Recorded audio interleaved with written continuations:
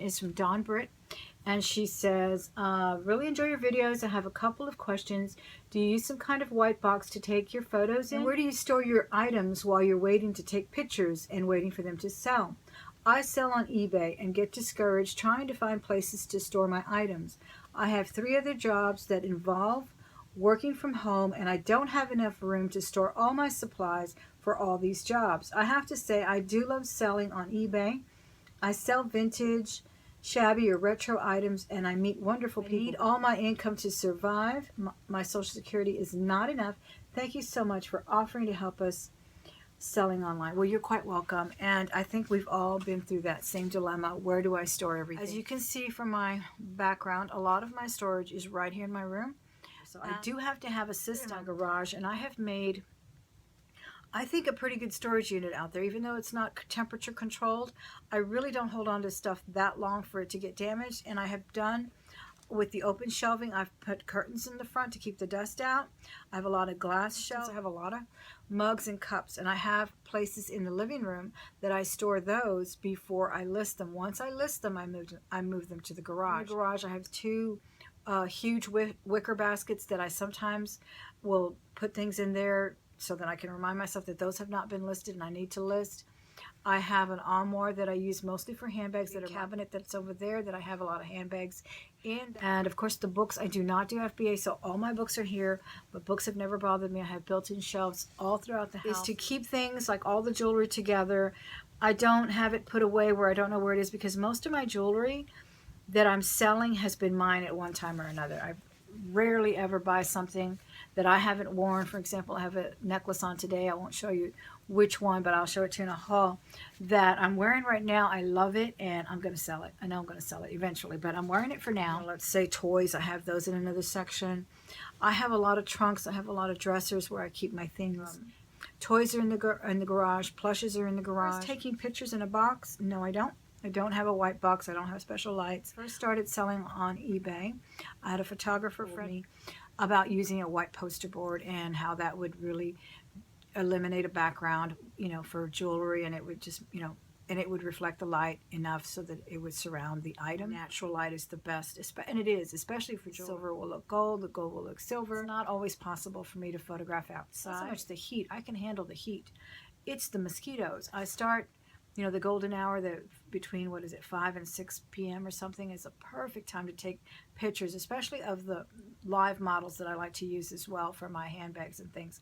But they are just dying out there with the mosquito. Don't use any special lighting. I do use a white poster board for some things, but I think that's kind of boring as well. If I have a red background, I'm going to put a piece of silver jewelry on there, or a plaid, or even a Navajo blanket will really make some turquoise pop. Trace Stokes says, Thelma, I would love to hear your advice on when buyers open a false claim against you on Poshmark.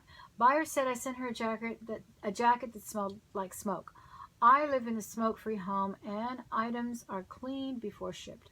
I was really upset about it, and it was all I could do to not send her a message. Oh my goodness, I've been there too. On Posh, unfortunately, I had the same thing happen to me. It wasn't about smoke, but I think it was the first or second thing I ever sold on Posh.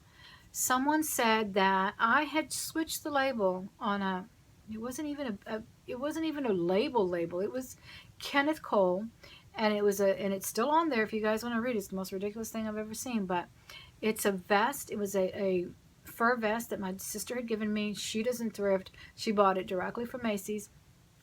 She gave it to me because it didn't fit her. I sold it because I just didn't wear it, and it was still tagged. And they accused me basically that I was committing fraud, that I had sewn another label onto this vest.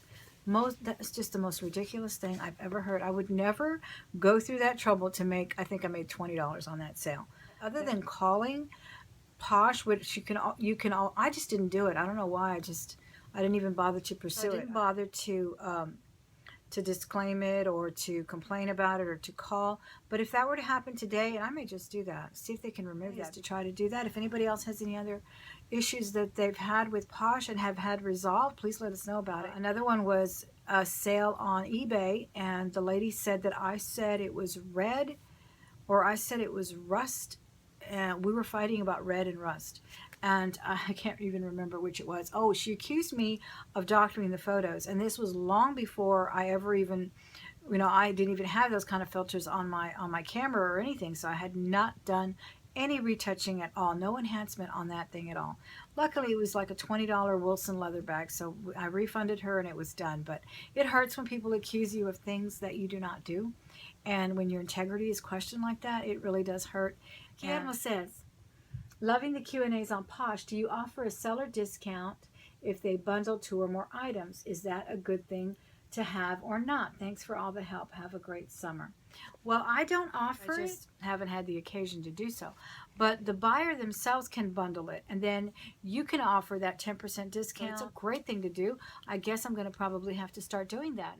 Oh, by the way, guys, Garage Flips is a reseller here on YouTube, and he says, by the way, you've got to be one of the coolest reseller YouTubers out there. You've got real style. That was really sweet of him to say that, and I couldn't reply to him. So Garage Flips out there, you're gonna have to do something with your Google Plus or something where people can respond to you directly, because I couldn't reply. All I could do was give you a thumbs up, but I really appreciate your kind thoughts. You're so sweet to do that, and I'm really enjoying your channel as well. You've got a wealth of knowledge on there. I love when you come home from the garage sales with all that great stuff you buy and let us know what it is you got. So anybody out there who likes to tune into people that are really knowledgeable about flipping things on eBay, so please tune in and watch. Garage Flips also asked, I am scared to death of buying fake brand name stuff like the Mont Blanc pen you were talking about. I've done it a few times, but never for big money. My biggest fear is selling an item as genuine and having the buyer discover it's a Fugazi. Oh, I love that. I guess that means fake Fugazi. Okay. Have you ever bought an expensive fake, and have you ever sold an expensive fake? Accidentally, of course. I would never ever buy an expensive fake unless it was an accident, but knowingly I would never pay. To me, buying a replica for $100, like let's say one of those Louis Vuitton back there, if somebody wants to sell me a fake for $100 or even $50, I'm not doing it. Not doing it, because the quality is so bad. Most people know a fake when they see it, and to me, I know I've gone on this rant before. To me, it's a total disgrace. It's against the law. It's immoral. It's illegal. It might as well be fattening, because I just wouldn't do it. I just can't stand to even think about that. Now, that Mont Blanc that I was talking about, that's interesting that she did finally confess that it was a fake, but I was not going to go and buy it without arming myself with some knowledge. As soon as I was texting her, I was online looking up the difference between real Mont Blancs and fake Mont Blancs. Plus, I have held one in my hand, and I know what they feel like. I know the weightiness of it. I know where the serial number is. I know things like that. So don't ever go in there blind like that. The closest I've come, guys, is on Etsy. And Etsy wrote me and said that I was selling a Hello Kitty bag that was, and they don't even like to use the word fake. I don't know. They use this wonderful attenuated language, right? And I was like, oh my goodness, I had no idea. I mean, to me, it just looked like Hello Kitty. But then they told me that it wasn't a genuine Hello Kitty. And I hadn't even bothered to look at the label to see if it said, Sanrio or whatnot. I just thought it was a Hello Kitty. I really did. That was a totally innocent thing. Took it down, never tried to resell it again. It's really scary that simple things like that can be knocked off. I had no idea that MAC makeup was knocked off, that Nike shoes, and I had no idea till I went to a flea market and saw them. Now, on that vein, I think I have a similar question from another subscriber, Miss Joe. Let me look and find that. To Dawn Britt again first, and then I'll go to your question, Miss Joe. It says, hi again, Thelma. I just thought of another question you might be able to help answer. How do you clean and sanitize your items? What products do you use? Thanks ever so much for all your help. I wish we had the selection of thrift stores you have in Houston. You certainly have some wonderful places to shop. Blessings and hugs from Louisiana. Thank you so much, Miss Dawn. I appreciate that. I try to buy things that look new, and if they're for myself, of course, I'm going to wash them. And I buy shoes that I'm going to wear. I use hand sanitizer. I use Lysol spray. I spray them. I wipe them. I clean them. And in order to photograph them, of course, I'm going to wipe them clean with, the same thing. Mostly to use hand sanitizer for cleaning jewelry as well, but I wouldn't bother with it. The t-shirts, like if I really want to sell a t-shirt that I think may make me some money and it's got a little stain on it, I will try to get it out. But if it's so much so that it's not going to be worth the profit margin, if I'm going to make $50 off the t-shirt, yes, I'm going to buy it and I'm going to try to get it clean. That's what I did with that Van Halen shirt. I made $25 on it, but I still didn't get the paint stains out of it, but I tried. And not only that, it was kind of dingy and yellow, so I bleached it a little bit, but it didn't help, but it still sold. And but that's what I do. I just regularly launder them if I feel that it's a stain that may come out. And other than that, again, I rely on hand sanitizer for everything. Then Miss Jo says, Thelma, I guess I'd like to know how you became so proficient in knowing designer goods that were really worth something. I'm so unsure of myself on this issue that I would never feel confident enough to buy or sell an item for sure. Do you know what I mean? I did make a good buy on a purse lately, but that was brand new and retails for about $275 apparently, but that was a fluke for sure. Low. LOL. Hugs, Joe. No. I don't think it was a fluke. I think you knew what you were looking at. I think you liked the way it felt. And I mean, that's kind of the way you learn. I have always, I don't know, I just always have liked leather goods. I don't like fake leather. I don't like imitation leather. I love Louis Vuitton handbags. You just get to know the quality and the workmanship of a good handbag. A Louis Vuitton bag does not feel the same as a fake Louis Vuitton bag. Even if it's just, as many scoff and say, oh, it's just coated canvas. But that coated canvas is flexible. It feels soft. It doesn't feel plasticky. It doesn't feel slick.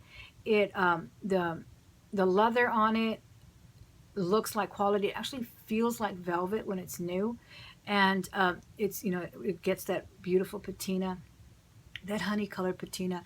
Look at the stitching. Every single stitching will be uniform. You won't see one coming out. You look on this side, there'll be, let's say on one side of the strap, there'll be 10 stitches. There's going to be 10 stitches on the other side of that strap. It's going to be uniform. That it's that impeccable. So things like that you'll just know. And then as far as other brands, I've run into brands that I don't even know, never heard of them, but I look at them, I look at the label. The label is really nice and pretty. The lining, you can tell that it's heavier quality, good fabric on there. You can see that the label is stitched impeccably, or even where it may be made, if it's made in the USA, or if it's made in Italy, if it's made in France. You can just tell that's quality. And look it up. You've looked at the bag and it looks like a quality leather bag, straw bag, or cloth. Like I found one not too long ago. I haven't put it for sale yet.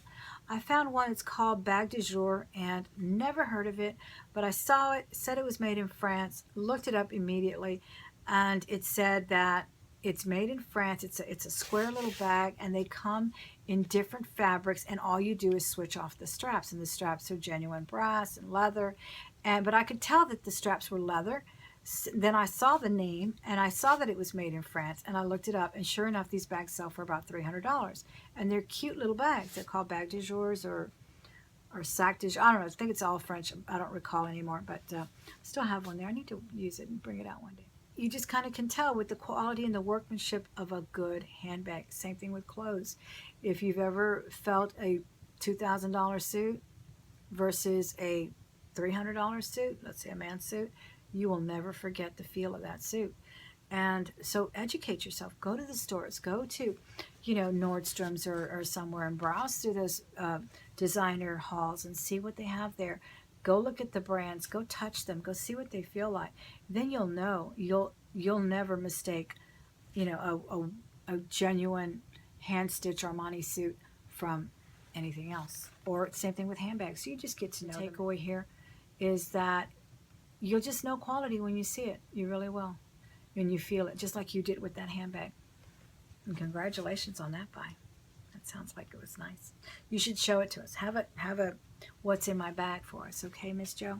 I really enjoy your videos as well. So I guess that's the end of my Q&A. I really appreciate you coming in. Talk to you soon. Please leave more questions for me. I love this Q&A session that we have, all right? Now talk to you soon. Come around and talk it over. So